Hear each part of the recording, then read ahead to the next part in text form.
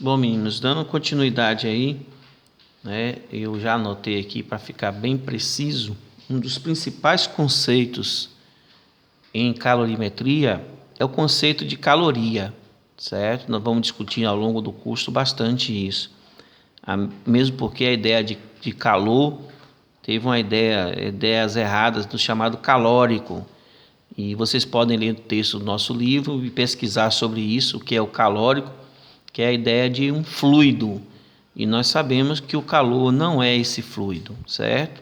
O conceito de calor é aquele da energia que é transferida do corpo que está quente para o corpo que está frio, sempre nesse sentido. E vamos discutir também essa questão filosófica na questão da seta do tempo.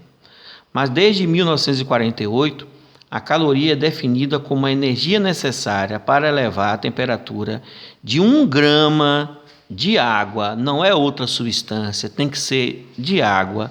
E notem, viu, isso aqui é muito importante, de 14,5 graus Celsius para 15,5 graus Celsius.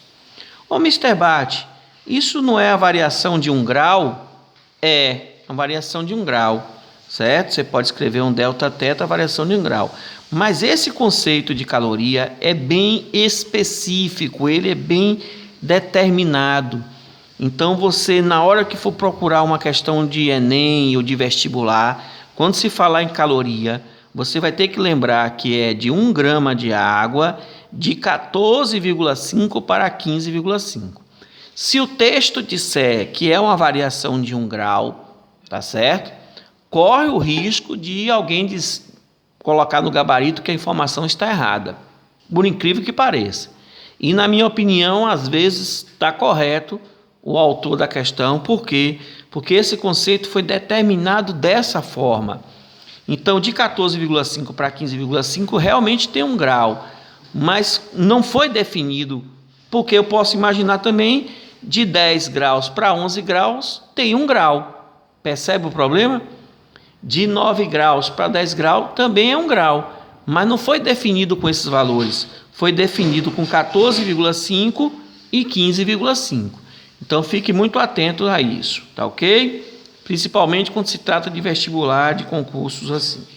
O segundo conceito que nós precisamos saber é o conceito de capacidade térmica de um corpo, que a gente chama de CT, que é a quantidade de calor que um corpo pode receber para sofrer uma certa variação de temperatura. Ora, a capacidade térmica depende da quantidade de calor para que ele sofra uma variação de temperatura, de preferência de 1 grau também, ok? Mas nós já aprendemos o que é calor sensível. Então, se eu escrever que capacidade térmica é igual, o que é calor sensível? É massa, calor específico, vezes variação de temperatura.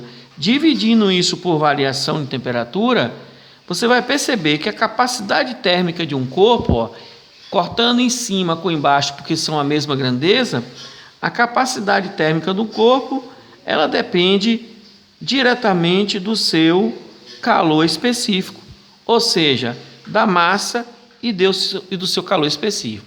Isso me lembra uma coisa muito interessante, viu? A minha esposa, tia Suzy, foi assar um bolo. Isso é a coisa a primeira vez, ela era criança ainda, né, com 17, 16 anos. O que ela fez? Ela pegou, bateu uma massa dobrada. E aí ela colocou em 2 assadeiras diferentes, uma assadeira menor e uma assadeira maior, e colocou no forno as 2 ao mesmo tempo. Ora, o bolo tinha massas diferentes. A maior contém uma massa maior, né? Então essa M' maior do que M. As 2, sendo do mesmo bolo, possuem o mesmo calor específico. O que é que vai acontecer no forno? O bolo menor, gente, por ter uma massa menor, e nós já discutimos isso, o calor depende da massa, ele tende a assar primeiro. Começou a surgir um cheirinho de bolo queimado. Mas o que é que acontece quando você abre um forno e ele está no processo de crescimento? Normalmente tende o outro bolo a ficar, que a gente chama de solado. É ou não é? Pois bem, o que é que ela fez? Ela, em vez de deixar o bolo queimar, o menor, para não perder os 2 bolos, o bolo menor que já estava queimado, Quando ela abriu o forno, ela solou o segundo bolo, ou seja, acabamos perdendo 2 bolos. O menor porque queimou e o grande porque ficou solado, porque ela abriu o forno. Tudo bem que com isso aí ela aprendeu, se tornou uma grande boleira, né? Mas é aquela questão de você assar 2 coisas com massa diferente, com o mesmo calor específico. Já se você assar... Vamos mostrar o bolo? Pode mostrar o bolo. Olha ela mostrando o bolo, que delícia de bolo, bolo de chocomousse, viu? E vocês vão ficar com fome essa hora, né? Então, observe. O bolo solado e o bolo queimado, porque ela colocou massa diferente. Agora, se eu pegar um porco e um frango, a mesma quantidade de massa, 1 quilo, 1 quilo, já disse aqui anteriormente, quem vai assar primeiro? O frango. Então, tem que ter cuidado. Você vai ter que tirar o frango primeiro, porque o porco ainda vai levar um certo tempo para assar, tá certo? Devido ao seu calor específico, suas características. Então, resumindo aqui, ó, a capacidade térmica, ela tem 2 expressões: quantidade de calor por variação de temperatura, então a unidade seria calorias por grau Celsius, capacidade térmica, e aqui massa vezes calor específico, que no caso da unidade, dá a mesma unidade, não poderia ser diferente. Lembrando que massa é gramas, calor específico, como a gente já viu pela expressão, ela é dada por calorias, por gramas, por graus Celsius.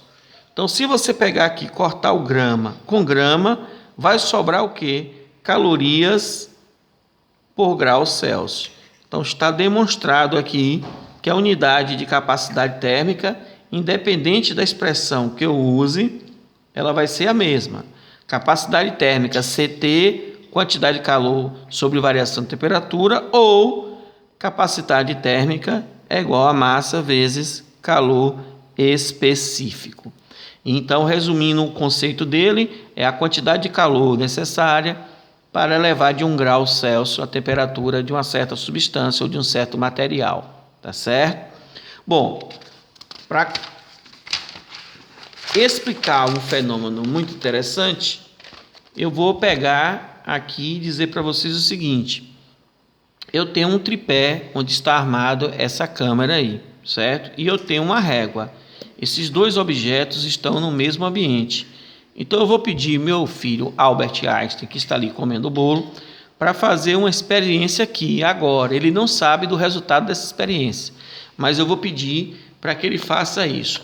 Eu vou pedir a Einstein, por favor, toque aqui nesse metal, por favor. Senão, pega com a mão, apalpa com a mão toda. Isso. Você achou que esse metal está frio? Estava frio ou não? Pode falar. Está frio, está muito frio. Você achou frio? Pegue nessa régua agora. Ela está mais fria ou mais quente que o metal? Não, tá de boa, tá quentinha. Está quentinha? Deliciosa. Pronto, então vamos lá. Isso. Tá. Olha, eu não tinha combinado nada com ele não, mas ele fez o seguinte: ele disse que a régua está com a temperatura maior que o metal. E isso é uma inverdade. Os 2 objetos estão no mesmo ambiente, então eles estão com a mesma temperatura. E o que aconteceu aí? O que aconteceu de diferente? O que nós chamamos de sensação de frio é quando você perde calor rapidamente para o ambiente. No caso dos metais, por ele ter um baixo calor específico, quando você toca nele, você troca calor rapidamente. Aí vem a sensação do frio. No caso do plástico, não. Ambos estão com a mesma temperatura, o metal e o plástico, porque estão no mesmo ambiente. Mas a sensação térmica que o metal provoca é essa sensação de frio. Então você em sua casa pode fazer esse experimento aí agora. Pegar uma panela que está na cozinha, tocar na panela, não a que está no fogo, hein? Uma panela guardada aí no armário.